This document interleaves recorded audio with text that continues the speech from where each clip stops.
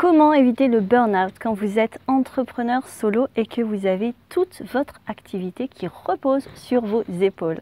Bonjour, ici Narissa, je m'adresse aux entrepreneurs, leaders et visionnaires du nouveau monde. Nous allons tenter de répondre à cette question avec Bertrand Brissot. Alors installez-vous confortablement, prenez de profondes respirations et savourez ce qui suit. Je me trouve aujourd'hui avec Bertrand Brissot. Bertrand, bonjour. Bonjour Narissa, bonjour à vous. Alors qui es-tu Bertrand? Qu'est-ce que tu fais? Alors moi je suis Bertrand Brissot, je travaille en tant que coach de vie et thérapeute en hypnose et en neurothérapie, spécialisé dans du burn-out et tout ce qui est prévention également du burn-out. Prévention du burn-out. C'est vraiment un mal qui arrive pour dire quelque chose et en général ça veut dire qu'on est complètement épuisé. À part que quand on est solo entrepreneur, contrairement à d'autres entrepreneurs ou contrairement à quand on est employé, eh ben, on a toute la charge de travail pour soi. Et du coup, le solo entrepreneur a beaucoup de mal à accepter cette fatigue, cette perte de sens. Et ça se traduit souvent par l'excès. On va jusqu'au bout. Et quand on va jusqu'au bout de ce que notre corps est capable d'assumer, d'encaisser même, j'ai envie de dire, eh ben, on se retrouve dans ce que les Américains appellent le burn-out, c'est-à-dire l'incapacité totale physique de bouger, de se lever, de reprendre les commandes. Et moi, par exemple, il y a 3 semaines, justement, j'étais vraiment au bord de l'épuisement. Mais comme j'avais des obligations, des webinaires à faire, des événements, j'étais engagée, mais j'avais pas d'autre choix que de faire. Et je me suis retrouvée à un moment donné, j'avais plus envie de faire ce que je faisais, j'avais envie de tout lâcher. Et ça m'est arrivé plein de fois dans ma vie. Donc est-ce que c'est pas aussi lié à une façon d'être à l'intérieur, une façon de... Ouais. C'est ça, c'est aussi cette façon en fait de se challenger, de se surchallenger sans arrêt. Parce que l'air de rien, vivre l'entreprise en solo, tout est déjà dit, quoi. C'est-à-dire que je crée une entreprise, c'est mon bébé, et ce bébé, je vais le porter le plus loin possible. Il y a 3 casquettes en fait dans l'entrepreneuriat. La première casquette, c'est celle de l'artisan, du thérapeute, c'est celui qui crée en fait. Et quand on crée, on a souvent une idée de ce qu'on veut faire dans l'idéal. Quand on est un artisan, en général, c'est quelqu'un qui va faire tout de son mieux. Et il va toujours faire de son mieux. Et il va garder cet état d'esprit. C'est au départ ce qui va lui apporter le plus de clients et c'est ce qui va lui permettre de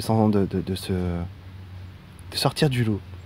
Après, il y a la deuxième partie, c'est le management. Quand on commence à avoir des employés autour de soi, il y a ce management, il faut apprendre. C'est un métier à part entière. Un manager, c'est pas un métier qu'on apprend le pied levé. C'est quelque chose qui s'apprend. Et le troisième, c'est le gestionnaire. Et souvent, on passe très bien le cap du management parce qu'on aime les humains, parce qu'on est là pour ça. Et derrière le cap du gestionnaire, c'est quand même un cap qui est très compliqué à franchir. Et c'est souvent là où on se casse un petit peu les dents et où on se retrouve dans la gestion. C'est du temps qu'on a l'impression qui est perdu parce qu'on ne fait pas de créatif. On est souvent des créatifs, les solo entrepreneurs. Et du coup, c'est du temps dans lequel on passe beaucoup trop de temps. Et on n'a pas de plaisir. Et on n'a pas de plaisir. Du tout. Voilà. Et c'est souvent là en fait où on perd beaucoup de temps et on a du mal à s'organiser, on a du mal à s'en sortir à ce niveau-là. Alors après, des fois, c'est aussi sur la gestion des clients. Quand on a 24 heures par jour et qu'on a 8 à 10 heures pour travailler, ce qui est à mon avis la moyenne raisonnable. Après, effectivement, on peut avoir des pics de production, on travaille un petit peu plus. Maintenant, il faut quand même se garder toujours une petite part pour soi. En tout cas, pendant ces 8 à 10 heures, il faut les gérer, il faut apprendre à gérer son temps et à l'organiser. Et quand on n'y arrive pas, c'est souvent là en fait où on se retrouve... après, on perd du sens parce qu'on perd le fil de ce qu'on est en train de faire. On est en plein processus créatif et d'un seul coup, on a le rappel de la TVA. Par exemple. Par exemple. On ne me regarde pas comme ça. Oui, mais je te regarde, mais je regarde en fait tous les gens. Parce que je sais que dans les solo entrepreneurs, c'est quelque chose qu'on oublie facilement, ou la déclaration des autres entrepreneurs du chiffre d'affaires. Là, on a un petit mail de rappel. Vous avez 3 jours pour reprendre en main votre situation, sinon vous allez avoir une grosse amende. Bon, alors effectivement, tout ça, c'est du stress supplémentaire. Et parfois, il suffit simplement d'un petit peu d'organisation. Et derrière, le solo entrepreneur, une fois qu'il se structure, ce qui n'est pas évident pour le solo entrepreneur, puisque Il est très il est créatif. créatif. Hein. Et la création, c'est le rond, la structure, c'est le carré. Et l'idée, c'est d'arriver à allier ce carré et ce rond. Et en fait, souvent, le burn-out, c'est quand on veut absolument faire rentrer un gros rond dans un petit carré. Ça marche pas. Et du coup, on perd le sens, on ne trouve pas nos limites. Et on se fatigue pour rien. Et en fait, quand on a ces trois choses, et ben, quand on perd du sens dans notre activité, ben, on ne sait plus où aller, on ne sait plus trop quoi faire. Quand on n'a pas de limite, on fait tout et n'importe quoi. Et on prend trop de clients, on prend trop de temps, on prend trop d'énergie pour soi. Et on pense plus à soi. Et du coup, ben, à la fin, on termine dans des épuisements qui sont des épuisements durables. Parce que le problème, c'est qu'on a quand même une espèce de réserve d'énergie. Donc quand on puise dans cette réserve une fois, deux fois, ça va. Mais quand on puise pendant des mois et des mois dans cette réserve, et ben, il y a un moment, elle est à sec. Et il y a un moment, ben, on ne peut plus puiser dedans. Et notre corps, notre inconscient, il nous explique clairement que bah, c'est stop. Donc il faut y réfléchir avant, voir un peu plus loin et être capable de pérenniser ce qu'on aime, ce qu'on fait. Oui, parce que si nous, on est en danger, notre entreprise est en danger, nos clients, ben, voilà, ils vont peut-être sentir une chute dans la qualité des livraisons, des produits. En tout cas, il y a des répercussions. Ouais, alors c'est rarement bizarrement, c'est rarement sur le produit, c'est vraiment sur soi en fait. C'est-à-dire que d'un seul coup, on va s'effondrer et du coup, on n'aura plus aucune production. Il n'y aura plus vraiment de... Les solo entrepreneurs que j'ai rencontrés qui étaient en burn-out, c'est des gens qui aujourd'hui sont plus créatifs. En fait, la création, on la prend dans l'inconscient et l'inconscient, son moyen le plus simple de nous parler, c'est dans notre corps. Donc quand notre corps est épuisé, on a épuisé aussi notre inconscient. Donc tout ce qui est créatif va passer en deuxième plan, puisque dans la pyramide de Maslow, que je pense que beaucoup connaissent, tout en bas il y a les besoins vitaux, et le besoin de se reposer, c'est un besoin vital. Alors que le besoin de créer, c'est déjà 3 voire 4 étages plus haut, donc c'est pas vital. Et quand on redescend dans tout ce qui est vital, c'est boire, manger, évacuer, et puis dormir. Dormir beaucoup. Selon toi, quels sont les 3 signes, par exemple, qui pourraient déjà nous aider à savoir qu'on est sur le chemin du burn-out? Déjà, en général, la première chose, c'est une fatigue. On a besoin de médicaments, on a besoin d'alcool, on a besoin de choses pour nous faire passer cette fatigue. D'excitant, de café. Ouais, alors il y en a, ils vont faire un peu plus de sport, il y en a, ils vont faire un peu plus vont boire plus de café. Il y en a d'autres qui vont enchaîner encore plus les réunions, les clients. Donc ça, en général, c'est un bon signe. Après, quand on sent qu'on est dans nos limites et qu'on veut aller au-delà de notre limite, il y a un moment, à force de passer la limite, il y a une limite qu'on sent qu'on n'arrive pas à passer. Ce cap-là, quand on n'arrive pas à passer cette limite, en fait, là, il faut s'interroger. Et c'est là où il faut se faire aider. C'est là où, d'ailleurs, souvent, on retrouve du coaching d'entrepreneurs à ce moment-là. C'est-à-dire qu'ils nous disent, moi, parce que je comprends pas, je suis dans un cap, là, je vois bien, j'arrive plus à avancer. Et là, c'est souvent des gens qui ont déjà un pied dans le burn-out. Et simplement en réorganisant le temps, réorganisant l'espace, on va pouvoir éviter le burn-out et faire reprendre la place à l'individu. Et puis le troisième est déjà là, quand on en est là, c'est déjà assez tard, c'est quand on perd le sens de ce qu'on fait. Et là, clairement, on sait pourquoi on est là, on sait pourquoi on a commencé tout ça, on sait pourquoi on se lève tous les matins, et là, d'un seul coup, on ne sait plus. On perd le sens complètement de ce qu'on fait. Et là, j'ai envie de dire, c'est vraiment le signe. Là, c'est plus un signal d'alarme, là, c'est tous les voyants sont au rouge déjà. Là, vraiment, physiquement, psychiquement, intellectuellement, le burn-out est déjà installé. Là, on a déjà 1,5 pied dans le burn-out. Et des fois, mais j'ai envie de dire, des fois, une plume qui vous chatouille et vous tombez. C'est vraiment... souvent, ce qui nous fait tomber, c'est rarement des gros événements. Des gros événements. Souvent des petites choses qui arrivent et qui prennent une ampleur C'est la pas goutte d'eau. possible, et du coup qui nous font tomber. Et là, c'est vraiment important. Alors parfois, c'est aussi, et c'est souvent le cas dans les auto-entrepreneurs, mais dans le burn-out en général, c'est souvent aussi une rupture.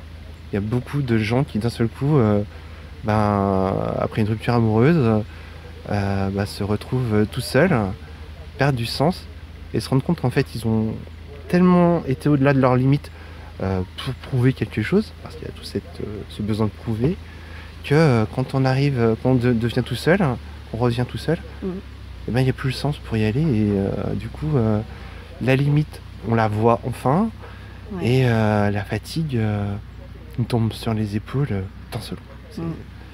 Voilà. Un petit peu comme si tout ça avait été divisé en deux jusque là, et Exactement. là ça se retombe tous sur soi et on est vraiment complètement anéanti. Et j'ai vu des solo-entrepreneurs, des auto-entrepreneurs, mais aussi des entrepreneurs qui avaient un mode de management un peu solo, c'est-à-dire qui dirigeaient des grosses entreprises, mais tout seul, très peu qui déléguaient très peu, et qui se retrouvaient pendant 1 mois, 2 mois, 3 mois, 1 an. J'ai vu 1 an. 1 an dans quasiment alité, parce qu'ils en pouvaient plus, ils étaient fatigués. Le premier réflexe, c'est d'aller soit dans la famille, soit à l'autre bout du monde, et on se repose. Donc ça, on coupe de tout en fait. On se coupe de son entreprise, de ses clients, de ses collaborateurs. Et là, effectivement, on arrive à se reposer. Mais l'idée aujourd'hui, c'est quand même que ça se passe avant. Et je pense que pour ça, le coaching, c'est un bon moyen d'arriver à ce que les gens ils soient aidés, on les aide à s'organiser, à reprendre la main sur leur vie en fait. Anéanti, c'est vraiment le mot. Et en fait, je vais parler un petit peu de mon histoire. Moi, j'ai vraiment axé sur l'entrepreneuriat, la créativité. J'avais vraiment mis toute mon énergie, tout mon temps sur cette partie de ma vie, pour compenser justement la partie perso, couple, qui n'allait pas du tout. Donc, mais à un moment donné, forcément, je me suis retrouvée le nez dans la farine et bien obligée de travailler sur le couple et la relation amoureuse pour équilibrer un petit peu tout ça. Donc il n'y a rien qui est séparé en fait. C'est vrai. En fait, c'est souvent ça dans l'entrepreneuriat en général, c'est qu'on met en avant pour des raisons. Alors, il faut bien se dire que là, c'est le thérapeute qui va parler, mais on fait rien par hasard en fait. Et si on se met à fond dans le côté professionnel, c'est souvent parce qu'on n'a pas trop envie d'aller travailler dans ce qui fait mal, qui est le côté perso, le côté amoureux, qui pour moi se rejoint souvent. Et en fait, on va travailler très dur, très fort sur le côté professionnel, on va être brillant, on va être vraiment à fond dedans. Et du jour où il va falloir travailler sur soi, là c'est beaucoup moins brillant, parce qu'en fait, on a mis beaucoup plus de temps à arriver dessus. On a accumulé les gamelles qui sont au-dessus, et on a tellement de gamelles au-dessus qu'on se dit, mais en fait là, j'arrive plus à avancer. Et ça se retrouve d'ailleurs souvent aussi dans le professionnel, à un moment ou à un autre. L'être humain est un être entier, et si on travaille beaucoup le côté professionnel et qu'on oublie de travailler notre côté personnel, on va se retrouver tout simplement comme une espèce de balance, avec un plateau très haut, très léger, très sympa, très agréable, et un côté très lourd, très désagréable. Et on va tellement se concentrer sur le côté agréable qu'on va oublier un temps le côté désagréable, mais en fait il va continuer à s'alourdir, et à un moment ça va être trop lourd. Donc par exemple dans le burn-out, souvent le côté professionnel peut être très léger. Par contre, si on n'a pas travaillé le côté perso, ça peut être en fait pour de vrai une dépression qui est cachée sous un burn-out. Parce que c'est quand même les signes de la dépression et les signes de burn-out sont assez liés. Et le burn-out, c'est une dépression qu'on vit sur le mode travail, mais en fait qui est liée complètement aussi à notre histoire personnelle, à ce qu'on vit dans notre couple. Voilà, ce que je disais tout à l'heure quand on parlait, ton histoire en parle aussi. On investit tout dans le professionnel parce qu'on sait très bien que ça va pas du tout dans le personnel. Et du coup, quand on se retrouve tout seul, ça se remet tout sur nos épaules et le côté lourd de la balance réapparaît. Et là, comme par enchantement, on ressent à nouveau toutes ces sensations de lourdeur très clairement liées à notre passé qui s'accumulaient en fait. Donc déjà, la première chose, c'est essayer de travailler avant que ça arrive. Parce que plus on travaille tôt sur soi, plus on connaît ses limites. Et dépasser ses limites, c'est génial. C'est un des buts de notre vie. Hein. On se limite. C'est le conscient qui nous limite. L'inconscient, lui, il est limité. Donc, quelque part, c'est bien. Par contre, le corps, lui, il est limité. Et quand on est dans les limites du corps, il y a un moment où on va se casser la figure. Donc, voilà. Travailler sur l'organisation. Parce que, voilà, comme dirait l'un de mes mentors, David Lefrançois, il faut toujours garder au moins 20% de son temps pour soi. Bon, 20% de son temps pour soi. Donc j'ai beaucoup de personnes, j'ai suivi beaucoup de personnes qui me disent « Non mais moi tu sais, le matin j'ai mon petit rituel, je fais ma méditation, je fais mes visualisations, ça dure 1 heure, et après je me mets au travail. » Donc moi la question que je vais vous poser à vous, si vous faites ce genre de rituel, c'est est-ce que si vous étiez dans la situation dans laquelle vous êtes ou dans laquelle vous aimeriez être, c'est-à-dire dans ce que vous projetez, est-ce que vous feriez la même chose? Est-ce que vous feriez cette visualisation de 30-45 minutes tous les jours? Si vous ne la faisiez pas, écoutez, je pense que ça devient donc du domaine professionnel. Oui. La méditation, c'est quelque chose de personnel. À part que si on médite pour être plus serein, pour pouvoir aller travailler, ça devient du professionnel. Oui. Quand on fait une sieste entre midi et 2 pour pouvoir être plus productif, l'après-midi, ça devient du professionnel. Wow. À partir du moment où on y met une intention professionnelle, tout est professionnel. Donc, si vous voulez garder un côté personnel, faites la sieste pour vous reposer tout court, pour votre plaisir, pour votre bien-être. Là, ça va redevenir du perso. Et sur une journée de... allez, on va dire 10 heures, hein, parce qu'un solo entrepreneur, c'est à peu près 10 heures. Hein, et ça fait quand même 2 heures qu'on prend que pour soi. On va marcher, on va courir, on peut aller faire du sport, on peut méditer. Voilà. Moi j'aime bien aller marcher parce que je trouve que c'est un moment où c'est beaucoup plus facile d'être dans le présent. Alors effectivement on a la petite bicyclette qui continue à tourner, hein, mais quand on commence à regarder les fleurs, les arbres, le changement des saisons, des couleurs, les oiseaux qui passent, tout ça, il y a un moment en fait, notre conscient il va se focaliser sur ce qui se passe et il va arrêter de réfléchir à notre problème. C'est l'inconscient qui va prendre le relais, notre inconscient qui lui est tout ce qui est créatif en fait. Hein. Donc si vous êtes en plein dans votre créativité, dans un processus créatif, vous avez simplement à aller vous balader pendant 1 heure en pensant complètement à autre chose. C'est votre inconscient qui va faire le boulot pour vous. C'est quand même super sympa de savoir qu'il y a quelqu'un à l'intérieur de nous qui travaille déjà pour nous. Et en fait, dans ce processus créatif, il va être beaucoup plus intéressant, beaucoup plus profond, et ça va beaucoup plus vite. Beaucoup plus vite. Il faut juste savoir que pendant que votre conscient, il travaille, je crois que c'est à 500 mégabits seconde, je crois que c'est de l'ordre de ça, l'inconscient il travaille à 10 000 mégabits seconde. Donc en gros, pendant que vous traitez 500 informations, l'inconscient lui il en traite 10 000. Donc autant le laisser travailler, il sait faire. Hein, c'est son job. Son job. Et en plus il adore ça. Vous lui dites voilà, quand je reviens, j'aimerais bien avoir une réponse là-dessus. Mais par contre là j'ai débranché, je vais me balader. Et vous pensez complètement à autre chose. C'est 20% que vous avez gagné pour vous. Hein, parce que là, clairement, vous êtes dans une relation à vous-même. Et c'est du temps pour vous. C'est du temps de repos pour votre conscient. Vous avez aimé cette vidéo, alors partagez-la, abonnez-vous à la chaîne, regardez tout de suite la méditation qui va pouvoir vous aider à vous détendre et à mieux dormir. Je vous dis à très bientôt pour une prochaine vidéo. Attends 2 secondes, j'ai un souci. J'ai le nez qui coule. Ah, ça arrive. Si moi je peux continuer à parler des heures sur le burn-out, hein, si tu veux, je peux même faire...